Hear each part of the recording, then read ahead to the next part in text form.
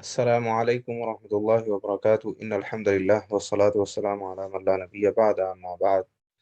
أعوذ بالله السميع العليم من الشيطان الرجيم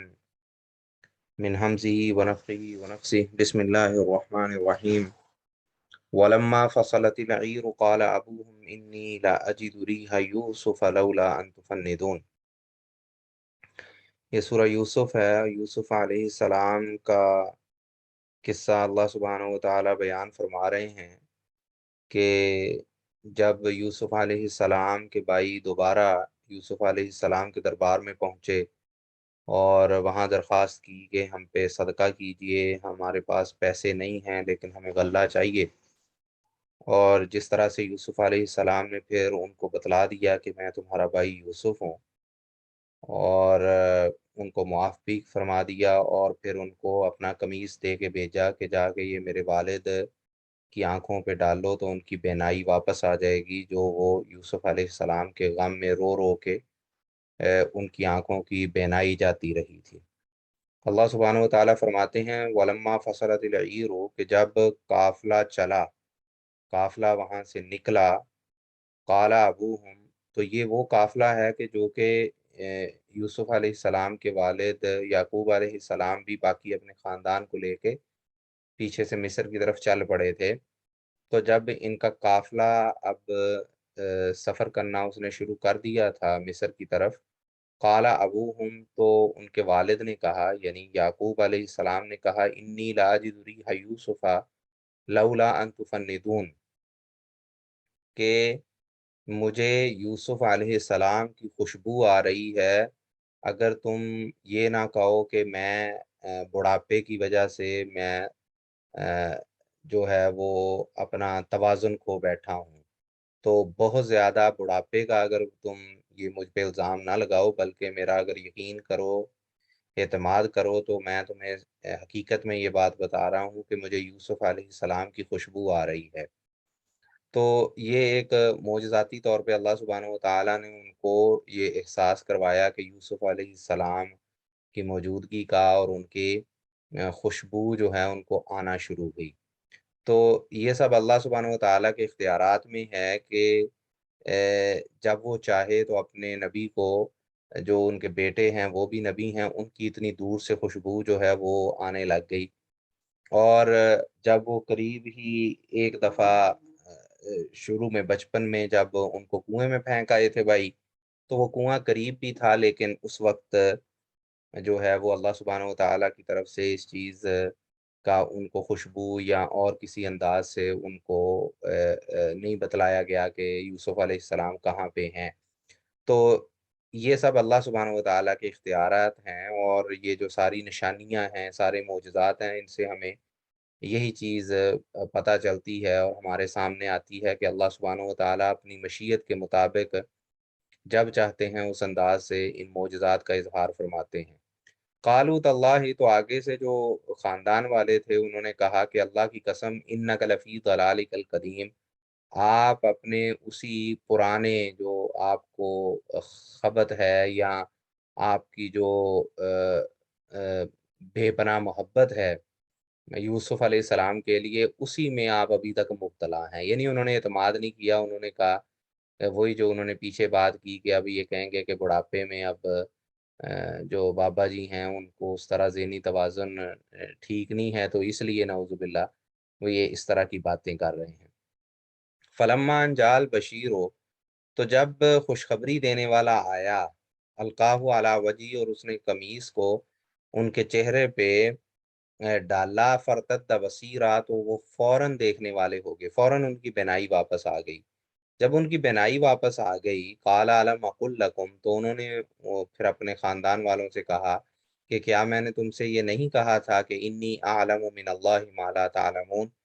کہ مجھے اللہ کی طرف سے وہ باتیں معلوم ہیں جو تمہیں معلوم نہیں ہے، کیونکہ یہ نبی ہیں اور انبیاء کی اللہ سبحانہ و تعالیٰ وحی کے ذریعے رہنمائی فرماتا ہے۔ تو جو علم، جو نالج اللہ نے مجھے دیا وہ تمہارے پاس نہیں تھا، تو تم میری بات کا یقین نہیں کر رہے تھے کہ مجھے یوسف علیہ السلام کی خوشبو آ رہی ہے، بلکہ تم سمجھ رہے تھے کہ انہی کی محبت میں یہ جو بزرگوار ہیں ہمارے والد ہیں، ان کو کوئی غلط فہمی ہو رہی ہے یا وہم ہو رہا ہے۔ قالو، تو ان بھائیوں نے کہا، یا ابانا، اے ہمارے باپ، استغفر لنا ذنوبنا، آپ ہمارے لیے ہمارے گناہوں کی بخشش کی دعا کریں، انا کنا خاطئین، بلا شبہ ہم گناہ گار اور خطا کار تھے اور ہم سے غلطیاں سرزد ہوئی ہیں۔ قال سوف استغفر لکم ربی، تو یعقوب علیہ السلام نے کہا کہ میں جلد ہی اپنے پروردگار سے تمہارے لیے بخشش مانگوں گا، تمہاری بخشش کی دعا کروں گا۔ تو یعقوب علیہ السلام نے فوری طور پہ ان کی بخشش کے لیے دعا نہیں کی، بلکہ ان سے وعدہ کیا کہ میں مانگوں گا دعا۔ تو ایک تو یہ کہ جو ہے وہ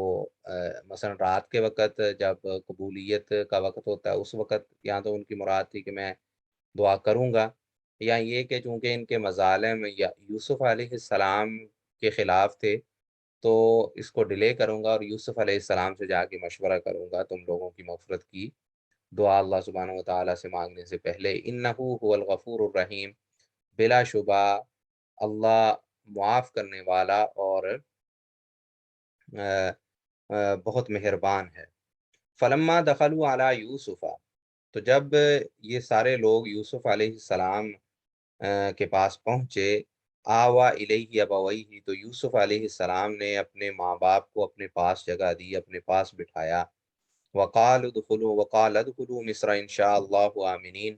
اور ان کو کہا کہ آپ سب انشاءاللہ مصر میں امن و امان کی حالت میں داخل ہو جائیں، یعنی یہاں پہ اللہ کے فضل و کرم سے آپ کے لیے امن ہوگا اور بہت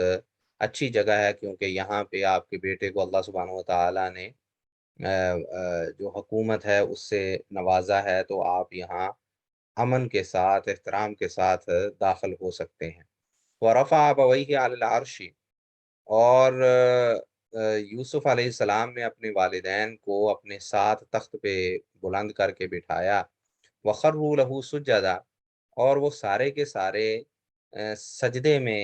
گر گئے یوسف علیہ السلام کی تعظیم میں۔ ان سارے بھائیوں نے اور ماں باپ نے سجدہ تعظیمی کیا، یعنی کہ ان کی عزت و احترام اکرام کے لیے سجدہ کیا۔ سجدہ جو تعظیمی ہے، یعنی کہ عبادت کی نیت سے نہیں، بلکہ کسی کے ادب و احترام اور کسی کی عظمت کا اعتراف کرتے ہوئے اس کے سامنے سجدہ کرنا، یہ پرانی شریعتوں میں اس کا جواز تھا۔ شریعت اسلامیہ میں اس کو حرام قرار دے دیا گیا، اس کو بھی۔ تو اب یہ جو سجدہ تعظیمی ہے، یعنی عزت و احترام میں کسی کے سامنے بہت زیادہ جھکنا یا اس کو سجدہ ہی کر دینا، یہ اب شریعت اسلامیہ میں یہ بھی حرام ہے، یہ بھی نہیں کیا جا سکتا۔ اور جو سجدہ عبادت ہے کہ کسی سے دعا مثلا مانگتے ہوئے یا کسی کی اس انداز سے کہہ لیں کہ اس سے متاثر ہو کے کہ بھئی یہ کوئی خدائی اختیارات رکھتا ہے یا یہ میرا بھلا کر سکتا ہے اگر میں اس کو سجدہ کروں، یا اس سے ڈرتے ہوئے یہ سجدہ کرنا کہ یہ مجھے کوئی اس کے پاس بڑے اختیارات ہیں کہ یہ تباہ و برباد کر کے رکھ دے گا مجھے۔ تو اس طرح کا یہ جو عبادت، جس کو عبادت جس کی بنیاد ہوتی ہے خوف پہ اور امید پہ، اس کی بنیاد پہ سجدہ عبادت کرنا، یہ تو سیدھا سیدھا شرک ہے، اور یہ ہمیشہ ہمیشہ سے وہ تو شرک رہا ہے۔ لیکن جو سجدہ تعظیمی تھا وہ بھی اس شریعت میں حرام کر دیا گیا، اور یہ یعنی کہ احادیث میں بھی اس کا کے بارے میں دلائل موجود ہیں، اور یہ ویسے بھی امت اسلامیہ میں ایک متفقہ مسئلہ ہے کہ سجدہ تعظیمی بھی حرام ہے۔ تو انہوں نے سجدہ کیا۔ جب ان ساروں نے، یعنی کہ جو 11 ان کے بھائی تھے اور ماں باپ تھے، انہوں نے جب سجدہ کیا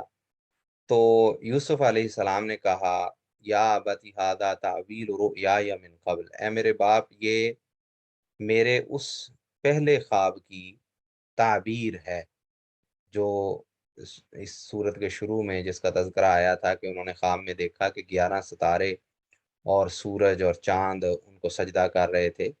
تو جو 11 ستارے تھے اس سے مراد ان کے 11 بھائی تھے، سورج سے مراد ان کے والد، اور چاند سے مراد ان کی والدہ تھیں۔ تو یہ تعویل ہے، یہ تعبیر ہے اس خواب کی جو میں نے بچپن میں دیکھا۔ قد جعلہا ربی حقا، اس خواب کو میرے رب نے حق اور سچ کر دیا، وقد احسن بی، اور میرے رب نے میرے ساتھ اس وقت بھی اچھا سلوک کیا اور میرے ساتھ بھلائی کی، اذ اخرجنی من السجن، جب اس نے مجھے قید خانے سے نکالا، وجاء بکم من البدو، اور اس وقت بھی اللہ نے میرے پہ احسان کیا کہ جب وہ تم لوگوں کو صحرا سے اور جنگلوں سے لے کر آیا، یعنی چونکہ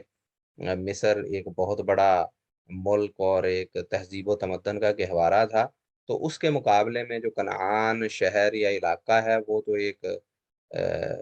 کہہ لیں کہ صحرا یا جنگل یا ایک گاؤں کی ایک سی کیفیت ہے مقابلے میں مصر جیسی بڑی تہذیب کے، تو اس لیے اس کے لیے بدو یعنی صحرا کا لفظ جو ہے وہ استعمال کیا کہ تم کو صحرا سے لے کر آیا، من بعد ان نزغ الشیطان بینی و بین اخوتی، اور یہ سب اس کے بعد ہوا کہ جب شیطان نے میرے اور میرے بھائیوں کے درمیان اختلافات اور دوریاں پیدا کر دی تھیں۔ تو یہاں پہ بڑے ہی اچھے اخلاق کا مظاہرہ کیا ہے یوسف علیہ السلام نے کہ جب انہوں نے اللہ سبحانہ و تعالیٰ کے احسانات گنوانے شروع کیے، کہ ایک تو اللہ کا احسان یہ کہ اس نے اس خواب کو سچ کر دکھایا، پھر ان کو جو ہے وہ جیل سے جو جیل خانہ تھا، جو قید خانہ تھا، اس سے رہائی ملی، اور ان کا خاندان بھی اللہ سبحانہ و تعالیٰ نے ملا دیا۔ تو ان نعمتوں میں یوسف علیہ السلام نے اس چیز کا تذکرہ نہیں کیا کہ اللہ نے مجھے صحیح سلامت اس کنویں میں سے نکلوا دیا۔ تو یہ ایک اخلاقی پہلو یوسف علیہ السلام کا ہے کہ انہوں نے اپنے بھائیوں کو شرمندہ نہیں کیا، کیونکہ اس وقت ان کے سامنے وہ بھائی موجود تھے، تو اگر وہ اس چیز کا تذکرہ کرتے کہ اللہ کا یہ مجھ پہ احسان ہے کہ اللہ نے مجھے اس کنویں سے نکالا، تو وہ ان بھائیوں کا جو ہے وہ لحاظ کیا اور ان کو وہاں پہ شرمسار نہیں کیا۔ اور اسی طرح جب کہ ان کے بھائیوں کا سیدھا سیدھا قصور تھا اور ان کی ذمہ داری تھی کہ جس انداز سے انہوں نے جو برا سلوک کیا یوسف علیہ السلام کے ساتھ، تو اس کو بھی اس انداز سے، اس پیرائے سے بیان کیا کہ شیطان نے میرے اور میرے بھائیوں کے درمیان دشمنی اور اختلاف پیدا کر دیا تھا۔ تو اس میں بھی ان کو ان کے منہ پہ، ان کے سامنے مورد الزام نہیں ٹھہرایا یا ان کو شرمندہ نہیں کیا۔ ان ربی لطیف لما یشاء، بلا شبہ میرا رب لطیف بریک بین ہے اور بڑی ہی عمدہ تدبیر کرنے والا ہے ہر اس معاملے کے لیے جس کے لیے وہ چاہتا ہے۔ انہو هو العلیم الحکیم، بلا شبہ وہ علم والا اور حکمت والا ہے۔ ربی، اور اس کے بعد یوسف علیہ السلام نے اللہ سبحانہ و تعالیٰ سے دعا شروع کی کہ ربی، اے میرے رب، قد آتیتنی من الملک، تحقیق آپ نے مجھے بادشاہت عطا کی ہے، وعلمتنی من تعویل الاحادیث، اور مجھے خوابوں کی تعبیر کرنا سکھلایا ہے، فاطر السماوات والارض، اے آسمان و زمین کو پیدا کرنے والے، انت ولی فی الدنیا والآخرہ، تو ہی دنیا میں میرا دوست ہے اور میرا کارساز ہے، اور آخرت میں بھی میرا دوست اور کارساز ہے اللہ تو ہی ہے۔ توفنی مسلمن، اے اللہ مجھے مسلمان ہونے کی حالت میں، اسلام کی حالت میں مجھے فوت کرنا، والحقنی بالصالحین، اور مجھے نیک لوگوں سے ملا دینا، یعنی نیکوں سے مراد ان کے جو آباء و اجداد ہیں، اسحاق، اسماعیل اور یعقوب علیہ اور ابراہیم علیہ السلام، تو یہ جو انبیاء ہیں، جو ان کے جو صالحین ہیں، ان سے جو ہے ان کے ساتھ مجھ کو ملا دینا، اور میرا معاملہ اور میرا الحاق جو ہے وہ ان کے ساتھ ہو مرنے کے بعد۔ ذالک من انباء الغیب، اور یہاں پہ اللہ سبحانہ و تعالی محمد رسول اللہ صلی اللہ علیہ وسلم کو مخاطب کر کے فرماتے ہیں کہ ذالک من انباء الغیب، کہ یہ غیب کی باتیں ہیں، غیب کی خبریں ہیں، نوحیہ الیک، جس کو ہم نے آپ کی طرف وحی کیا۔ تو اللہ کی وحی سے ہی آپ کو ان باتوں کا پتہ چلا ہے۔ وما کنت لدیہم، اور آپ ان کے پاس موجود نہیں تھے، خود آپ بذات خود اس وقت موجود نہیں تھے وہاں پہ، اذ اجمعوا امرہم، جب انہوں نے اپنے معاملے کا فیصلہ کر لیا تھا، انہوں نے ارادہ پکا اپنا کر لیا تھا۔ اور یہ پکا ارادہ کیا تھا؟ یہاں تو اس سے مراد یوسف علیہ السلام کے بھائیوں نے، جو پیچھے قرآن میں تذکرہ آیا کہ انہوں نے پکا ارادہ کر لیا کہ ان کو کنویں میں پھینکیں گے، یا یہ کہ انہوں نے اس بات کی ٹھان لی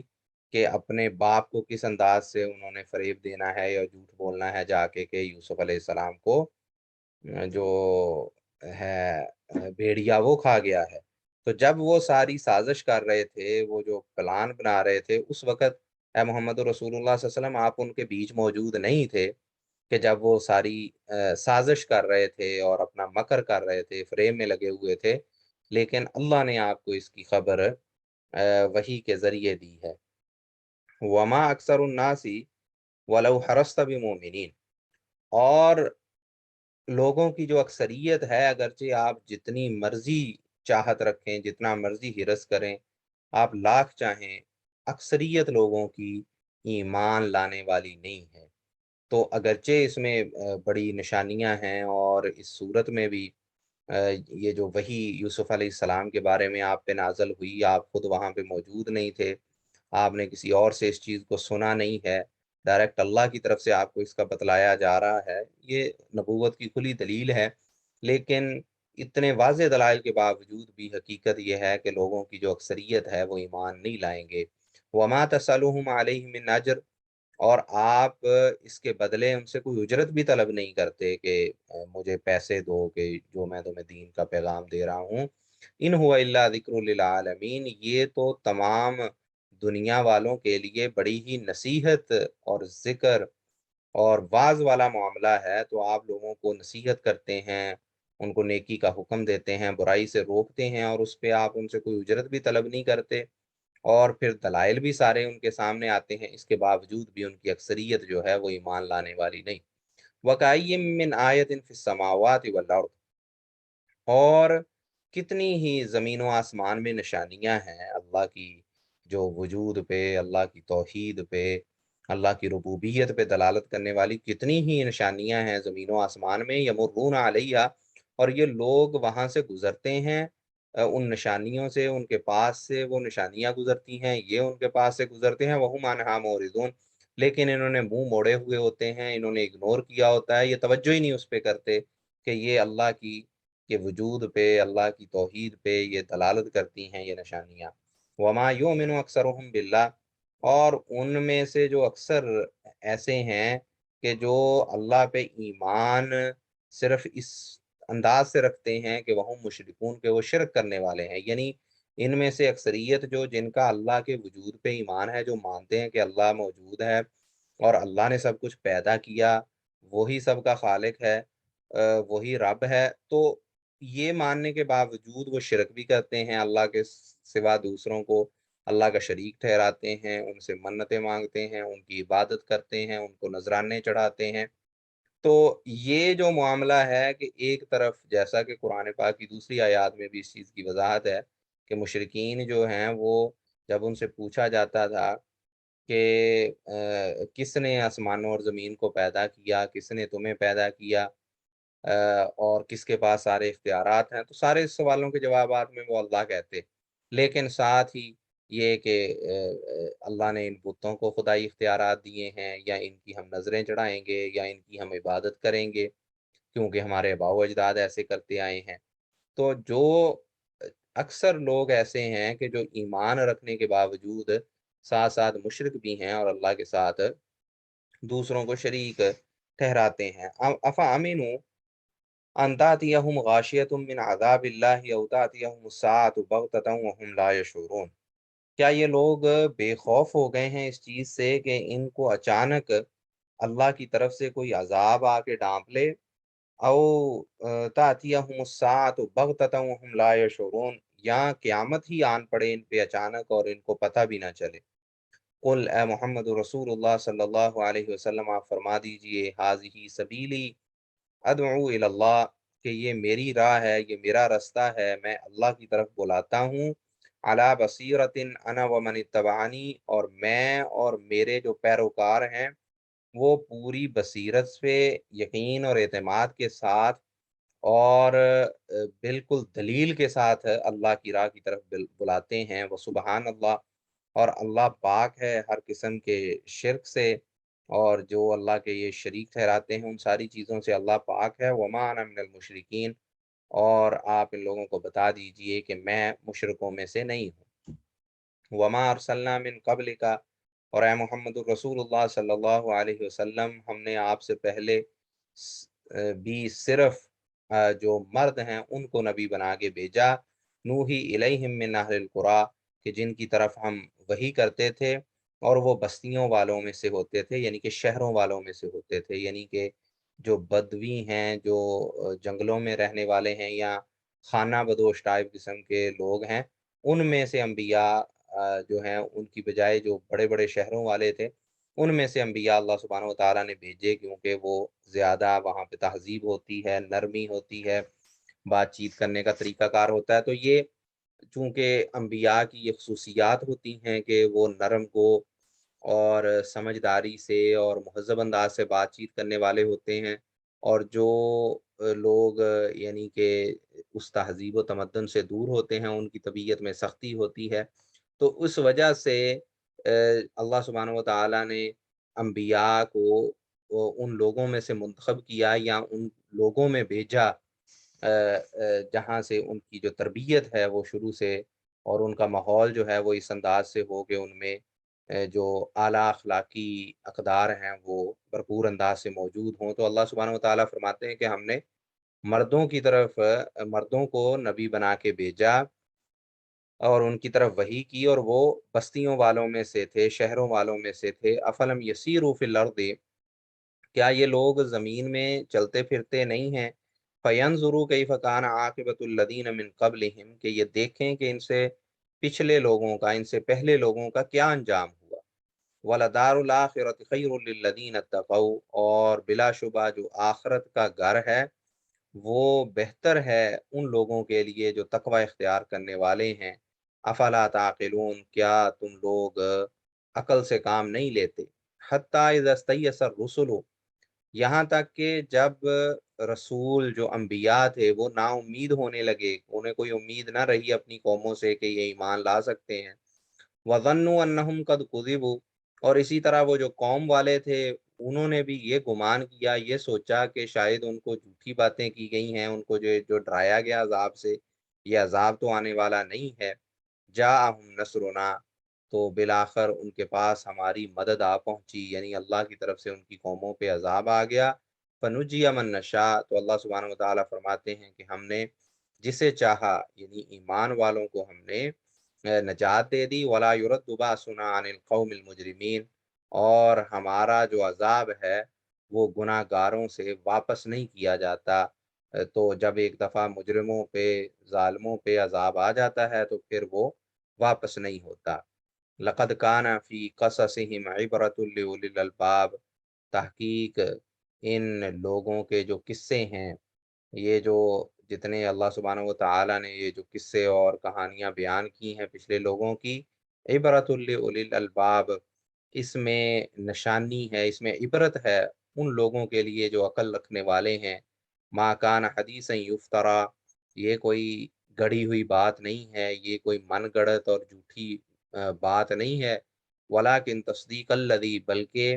یہ تو ان کتابوں کی تصدیق کرنے والی ہے، بین یدیہ، جو اس سے پہلے تھی آسمانی کتابیں، و تفصیل کل شیء، اور اس میں ہر معاملے کی تفصیل ہے اور اس کو کھول کے بیان کیا گیا ہے، وہدن، اور اس میں ہدایت ہے، ورحمہ، اور اس میں رحمت ہے، لقوم یؤمنون، ایماندار لوگوں کے لیے۔ اقول قولی ھذا، استغفر اللہ لی ولکم ولسائر المسلمین۔ السلام علیکم ورحمۃ اللہ وبرکاتہ۔